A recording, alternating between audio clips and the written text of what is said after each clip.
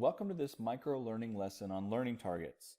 By using learning targets, you can improve the effectiveness in the classroom, whether online or in residence, by relaying a clear and definite goal for your lesson. The objective of this lesson is to infer how learning targets can increase student achievement. So that objective seems pretty broad. Let's take a look at the learning target for this lesson. The way that we're going to reach our objective of inferring how learning targets can increase student achievements is by this target. We're going to generalize the important characteristics of learning targets by reviewing industry research so that we develop an understanding of how learning targets can increase student achievement. So an underlining goal of services courses are to build and sustain ready and resilient airmen and their families. To do that, we've got to deliver excellent services programs and activities worldwide. And the part that training plays a role in, you play a role in when you deliver stand-up instruction or online instruction, is you increase the capacity of services personnel through your training. So to do this, we've really got to provide objective-based functional and supplemental courses that are student-centered to improve their abilities. I'm using an organization's mission, vision, and goals as an example of how learning targets play a role in your lesson. An organization's mission is like the what. It's what we do every day. The vision represents kind of that future state or how we're going to get things done. And the goals of the organization really describe the why we do what we do in an everyday situation. So what is this learning target you speak of? And what's wrong with just having an objective at the beginning of the lesson? Well, like in this example, the objectives are often, while they're measurable, very vague. This learning target is very specific and it hones in on students exactly what they're going to do, how they're going to do it, and why they should learn it. If you think of the mission statement example, if all we had was a mission, this is what we do, and you didn't have the why, it'd be really difficult to get your employees and your customers to buy in on what you're offering them.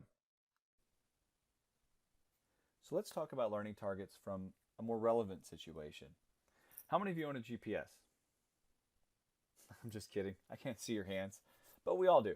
You've got one right there in your phone, and most of today's cars even come with GPSs built right there within.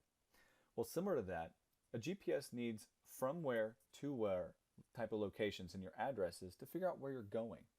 And although it might give you a couple of ways to get there, one thing's for sure, you're going to meet your destination. And how you get there is given to you by those different routes within the GPS. Well, not much learning is going to happen in a classroom setting if students don't understand what they're supposed to learn, or how they're going to get there, or how they're going to be assessed. The instructor is going to be the only one focused on the objective, and the only one talking, and the students are going to be focused in on what you're saying and trying to jot down all those nuggets of knowledge, and not on the learning. I mean, let's get real. Jotting down the notes doesn't mean that they've learned it. It means they can reference it back. The only way to be sure that they've learned it is by taking them through the process and following them all the way to that destination to prove that learning has taken place and they can actually do what the objectives set out to measure. So let's take a look at this example that's provided to us by Connie Moss and Susan Brookhart, showing two different situations. In your traditional type of stand-up instruction setting where somebody is briefing information, you've got that briefer standing up front who knows all of the content and is simply conveying it out to their audience, and that audience, who's dictated by the student in this example, is sitting down, jotting down everything that they can.